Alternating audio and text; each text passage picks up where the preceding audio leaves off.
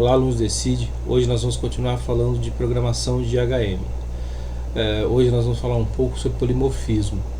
Polimorfismo é uma característica de todos os programas que trabalham orientados a objeto, que é o caso do programa que nós estamos usando para fazer essas pequenas aulas. Como eu falei na última aula, não é o objetivo do curso programação em HM.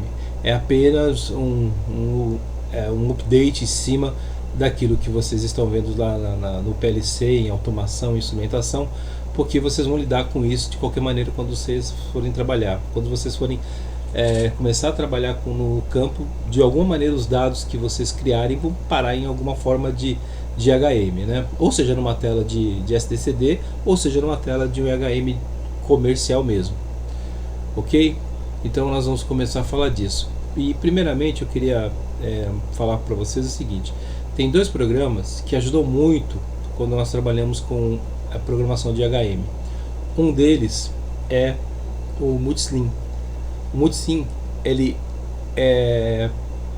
pode receber as telas do IHM e você pode simular entradas e saídas dentro dele, né?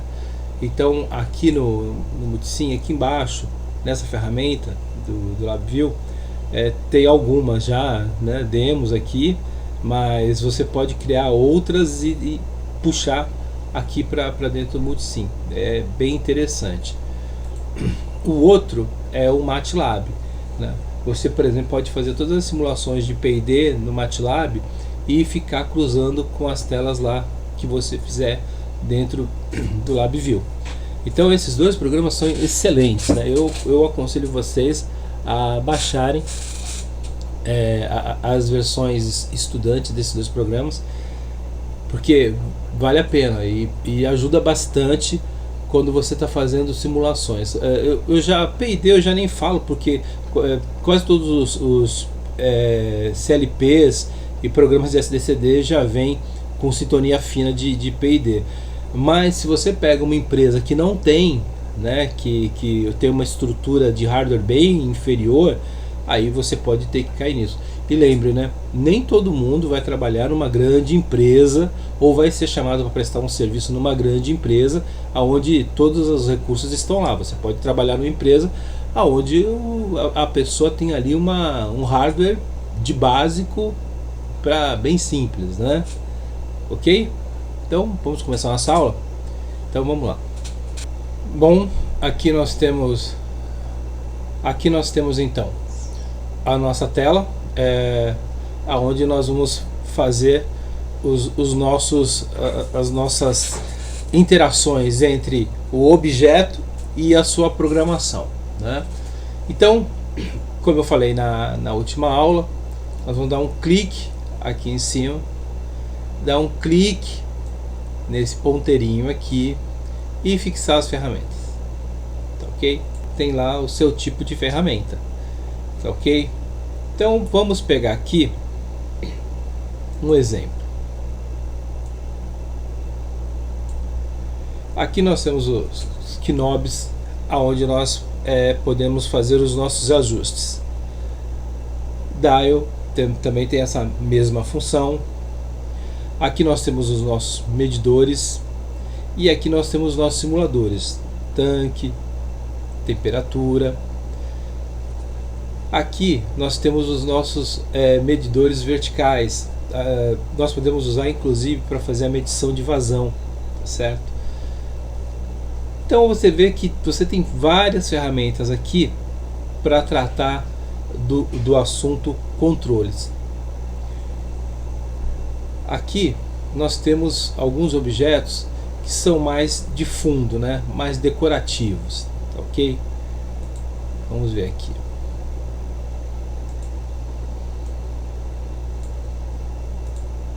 Então eu demarquei aqui uma tela, tá certo? Aqui uma linha e por aí vai, né? Então aqui são ferramentas mais decorativas, né, para você ir dando um pouco mais de beleza lá para sua telinha de HM. Aqui são os chamados controles clássicos, né? que são os controles numéricos e os controles booleanos. Vamos entender booleano como sendo os controles 0, 1, ok? 0, 1, nível 0, nível 1. Controles gráficos, matrizes. Então aqui nós temos os chamados clássicos, né? Você dando um clique aqui ao lado, você abre os controles. Esses controles clássicos, eles vêm das versões mais antigas do LabVIEW. Então eles são mantidos numa caixa separada. Aqui também os mais antigos nessa caixa separada. Bem, então vocês veem que aqui nós temos as nossas funções, né? Ou seja, aqui nós vamos poder montar o nosso, temos as ferramentas para montar o nosso HM. Então vamos lá, vou pegar uma aqui.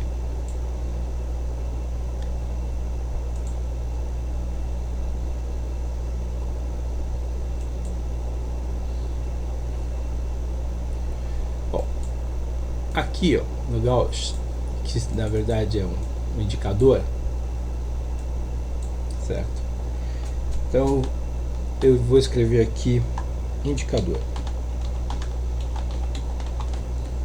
Vocês geralmente vão dar um tag, né? Vocês vão dar um tag lá, PI, TI, LI, FI, que eu vou colocar só como indicador. Se eu dou uma puxada aqui, eu vou aumentando o nível de subdivisões, tá certo? Então aqui eu tenho um pouco mais. Então vamos colocar ele aqui. Se eu clicar aqui em cima e bater na setinha esquerdo, direito, acima e para baixo, eu posiciono melhor a posição do texto em cima do componente. Agora vamos aqui ao dial.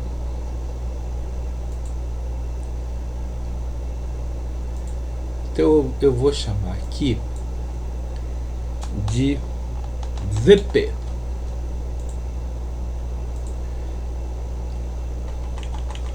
Vou dar uma puxada. VP. E da mesma maneira, se eu dou um clique, eu aumento as subdivisões do dial, ok?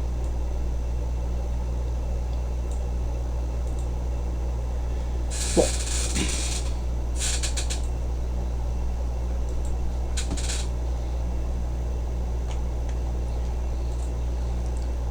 esses dois objetos, se eu passar agora para rodar, eles não têm nenhuma interligação entre eles, ou seja, nada acontece, né? Não tem nenhum efeito, né? Vamos fechar aqui, rodar.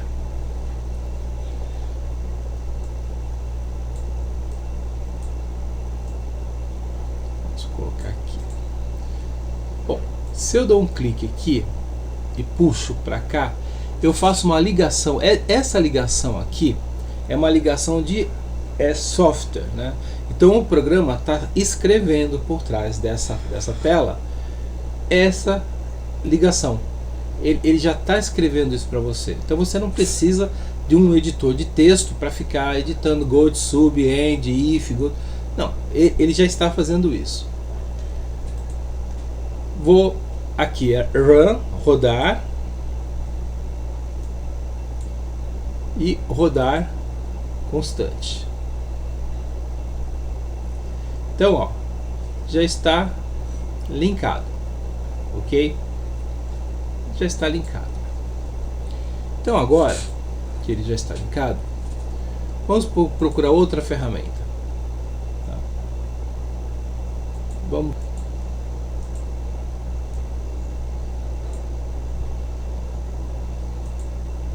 Eu vou chamar de TI 001.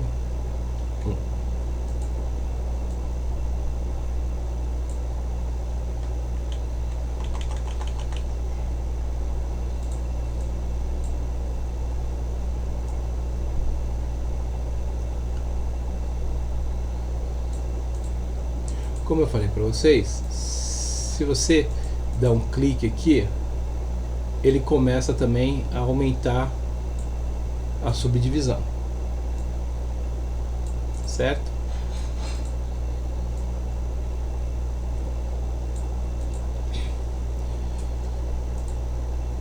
Então, vou pegar o TI.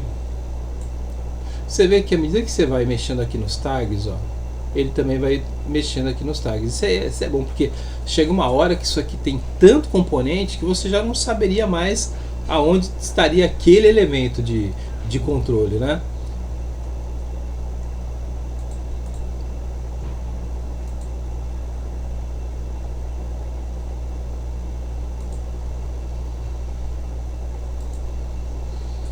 Ok?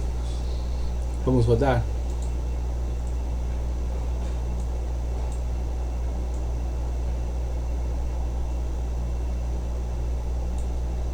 Agora, vamos acertar aqui as escalas. Clique, propriedade, escala. 100.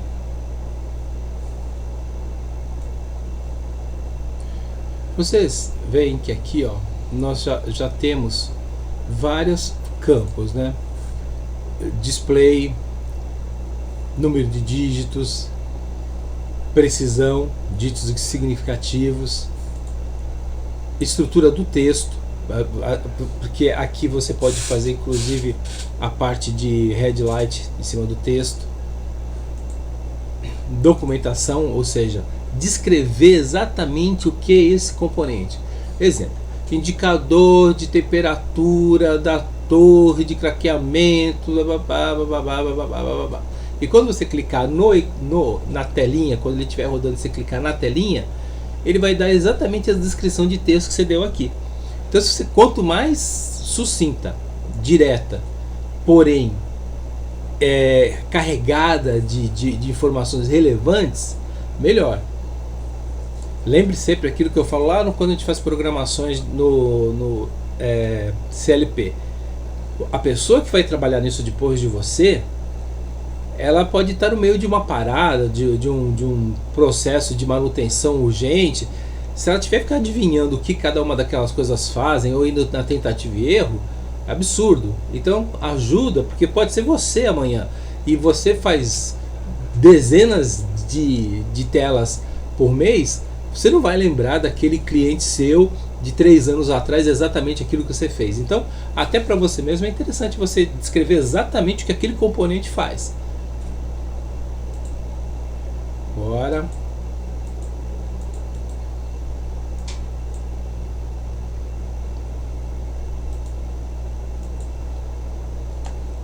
Escala de 100. Mesma coisa, né? Mesma coisa. Esse componente, você pode escrever o que ele ajusta, como ele ajusta, em função do que ele ajusta, tá certo?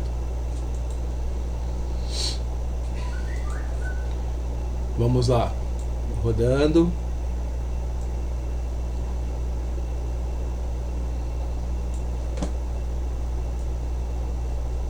Ok.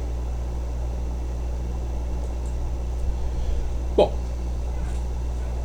bem, feito isso, agora nós vamos fazer com que esse sisteminha fique funcionando continuamente. Para isso, nós vamos usar agora a ferramenta para que esse sisteminha fique funcionando continuamente. Para isso, nós vamos usar a ferramenta While Loop. Estrutura, aqui está o While Loop. Você clica, puxa, solta, e aqui está a ferramenta. Então, tudo que está aqui dentro agora vai virar um programa contínuo, ok? Bem, agora, se lembra que eu falei para vocês sobre essas estruturas de programação serem orientadas a objeto, e eu falei sobre poliformismo? Então, aqui é um claro exemplo disso. Quando você fez puxou essa linha aqui, né, esse quadrado aqui em cima, veja que você tem aqui é como se fosse uma seta, né? Porque aqui, ó, se você ver, é a pontinha da seta, né? Como se você tivesse criado que tudo que está aqui dentro vai rodar, vai ser executado ao mesmo tempo.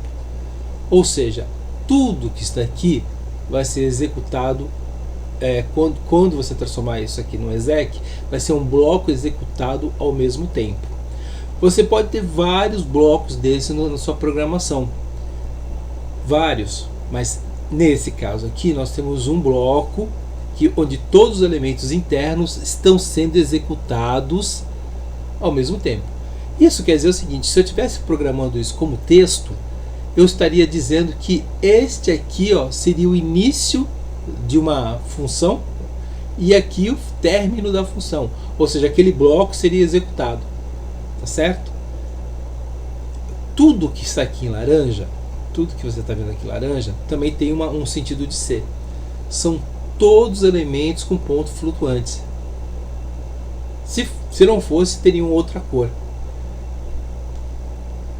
E aqui, ó, essa caixinha que você está vendo aqui no canto, com essa cor verde em volta, a cor verde no lábio quer dizer que essa caixinha ela é booleana, ela é verdadeira ou falsa. Então você tem que ter atenção sobre essas coisas, sobre cores, sobre funções, padrões, porque isso é que faz o seu programa rodar. Se você erra, às vezes o programa trava, porque ele está procurando uma outra instrução que ainda não veio, entendeu? Então essas coisas são importantes de você ter em mente. Estamos falando aqui de um mega hiper simples programinha, né? Um indicador com um seletor, né? Com dial de seleção, mas podia ser enorme, né? Podia ser muito grande, ok? Então presta atenção para todos os detalhes. Bem, aqui você está vendo que você já está em loop condition, né? Ou seja, condição de loop. Então esse botãozinho está falando para você assim, ó, esse ponto da condição do loop, se ele está sendo executado ou não executado, verdadeiro ou falso. E já mostra para você um ponto de ligação aqui do lado, ok? Então agora eu vou clicar aqui com o botão direito, criar controle, stop. Ele já criou um stop aqui, ó.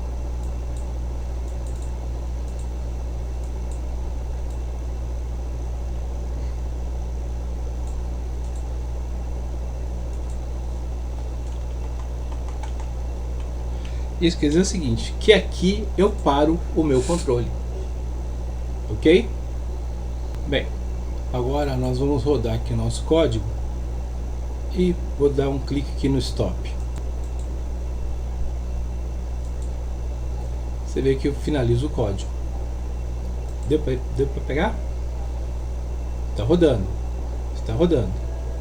Stop. Ó, ele finaliza o código. Ok? Vamos continuar então?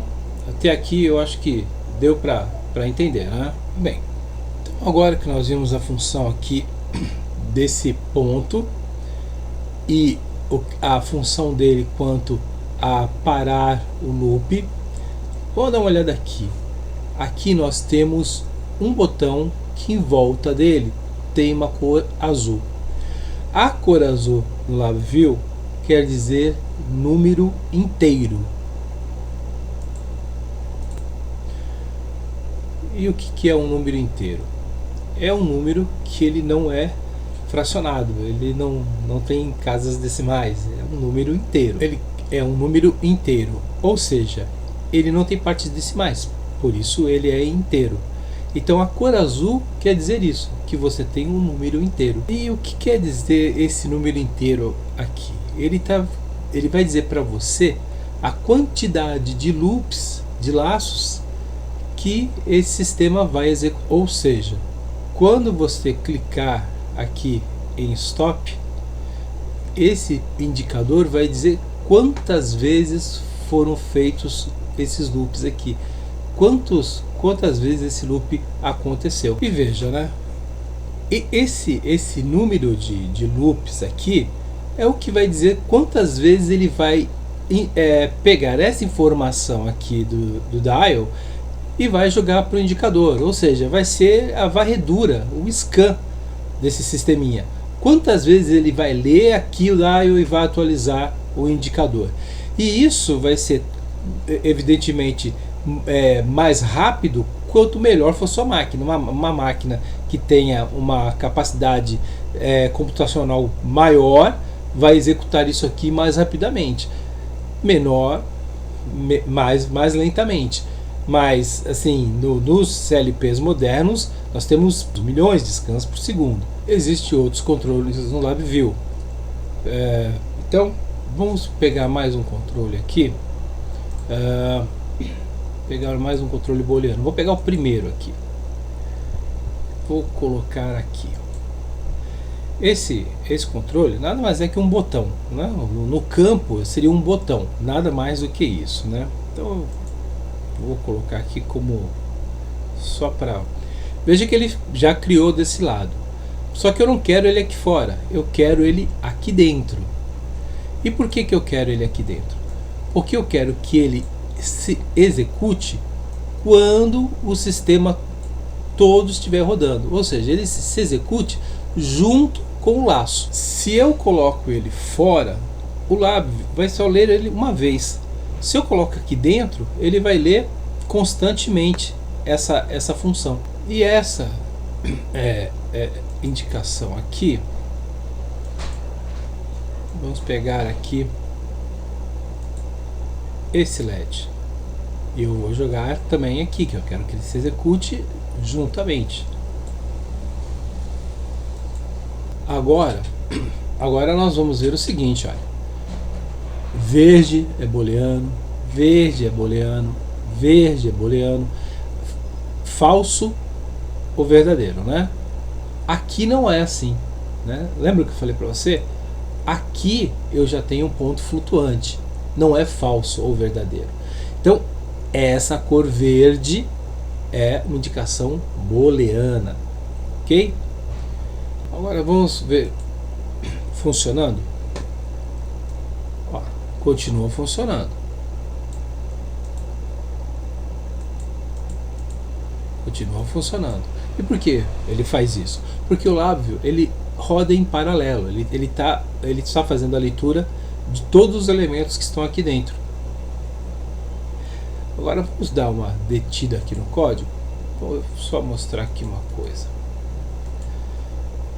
Eu posso trocar essa cor de highlight para ligado vermelho, desligado amarelo.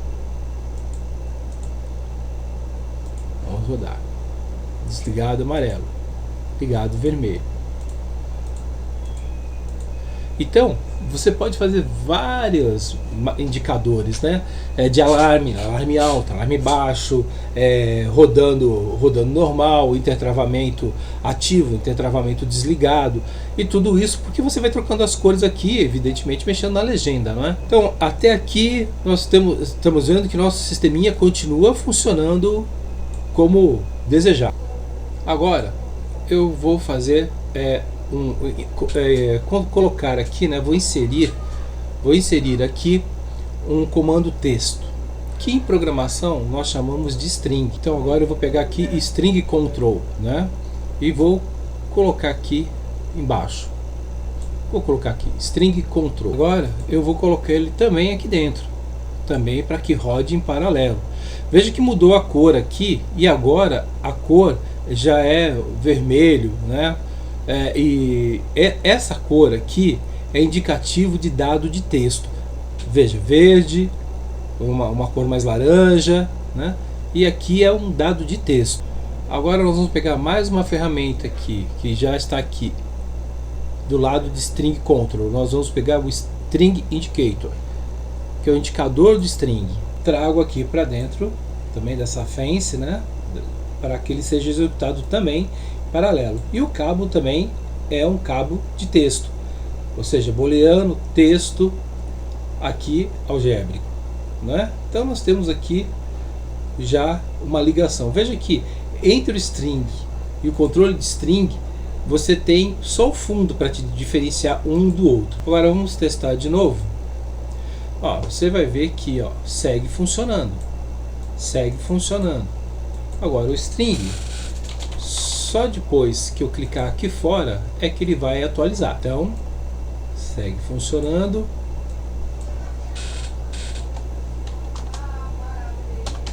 Segue funcionando. Segue funcionando. Agora vamos clicar aqui. Vamos dar um clique aqui. E penúltima opção aqui. E aqui penúltima opção. Vamos rodar o texto aqui.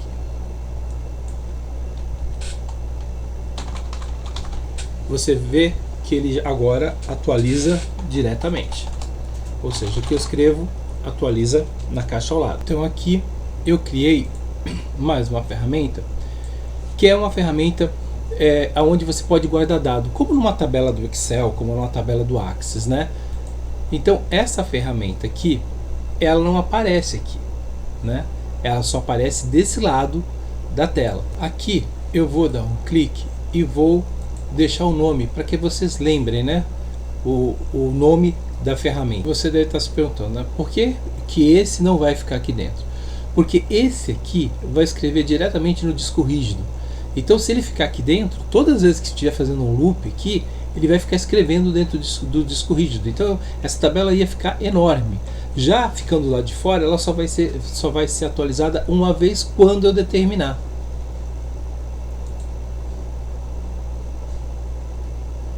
Cor laranja com cor laranja. Agora, vamos supor que eu estivesse fazendo a medição de temperatura de um sistema. Aí eu poderia até colocar aqui dentro, porque essa temperatura ela vai ser escalonada a cada 1 segundo.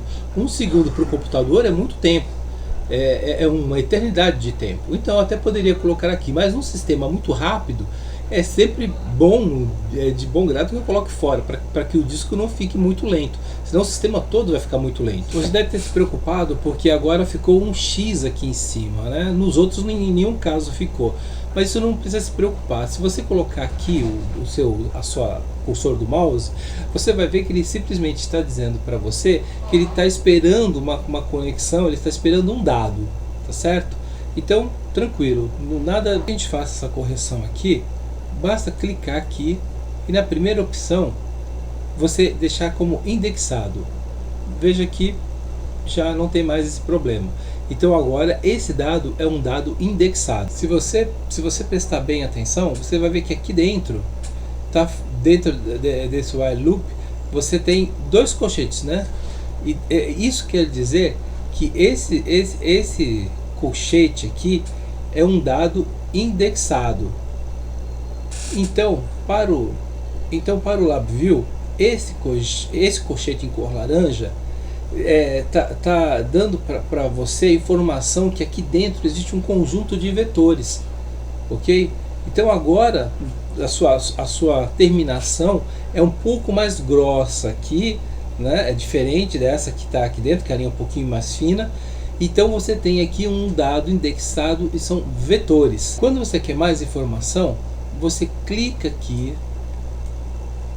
que vai te dar um contexto do que você está acionando, né? Então, se eu clico aqui ou clico aqui, ele dá para mim exatamente o contexto desse cabo. Aqui ele está dizendo desse cabo, que é um cabo duplo, 64 bits, de 15 dígitos de precisão.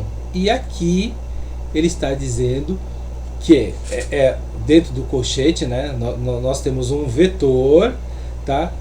Tem um sistema duplo de 64 bits com 15 dígitos de precisão. Então vamos entender. aqui na Fence, aqui nessa parte cinza, nós vamos ter o LabVIEW rodando o meu programa que está aqui dentro, tá certo? Então ele vai ficar rodando o programa. Só que quando chegar nesse ponto aqui, sempre que ele chegar nesse ponto, ele vai pegar esse dado que está saindo aqui do meu dial e vai atualizar aqui como um vetor, ou seja, como um dado atrás do outro. Então vai entrar um dado, volta, mais um dado, volta, e vai fazendo um vetor atrás do outro, como se fosse uma tabela. Veja, se eu não movimentar, se eu não atualizar o valor do Knob aqui, todos os dados vão ser iguais, um atrás do outro, todos iguais. Porém, todas as vezes que eu mexer aqui e ele fizer uma varredura e ler outro, ele vai mandar um outro comando, ou seja, vai ser um dado atrás do outro. Porém, aí vocês perguntam, e quantos dados vão ter essa tabela aqui? Na verdade, quantas vezes for executado o scan. Se você executar 2 vezes, 2 dados. Se executar 100 vezes, 100 dados. Então, durante o tempo de execução do scan, vai ser o número de linhas das... Veja, esses dados que estão sendo acumulados aqui, você deve perguntar, mas para que eu quero esses dados? Bom, na verdade, vamos supor que aqui fosse temperatura. Então, ele vai estar num banco de dados de temperatura por hora. Então, se eu quiser saber o que aconteceu num processo, olha, aqui o produto saiu errado, eu recorro a esse dado. Então eu vou lá e vejo, rastreio isso, falo, olha, a esse horário, esse dado aconteceu isso, a temperatura abaixou muito, aumentou muito. Então, ou teve um alarme. Então todas as ocorrências vão estar nesse dado. Então é um jeito de você guardar todo o histórico daquilo que está acontecendo. Então fica um banco de dados de evento daquele turno, daquela batelada, para que você possa voltar lá e ver, jogar numa curva e ver, olha, o que estava acontecendo exatamente naquele momento. Vamos executar aqui. Eu vou executar aqui, mexer aqui um pouquinho e vou parar. Aqui aparece uma tela para mim guardar o arquivo, então eu vou guardar esse arquivo de texto como teste. Teste.txt, ok? Então vamos guardar aqui teste.txt e vou abrir esse arquivo teste.txt. Bem, então aqui está a tabela. Então nessa tabela você já tem ideia de quantos dados ele guardou só naquele pequeno tempo, só naquelas mexidas. Veja que ele pouco altera, né? Ele está alterando pouco aqui. Se você olhar o scan aqui, ó, começa a mexer, né? Vamos ver. Essa agora é a primeira parte da nossa aula. Eu vou agora fazer a segunda aula e envio para vocês, porque senão o vídeo fica muito grande, tem até problema para mandar esse vídeo para vocês. Então esse sisteminha nós vamos salvar, né? E vamos para parte 2 dessa aula.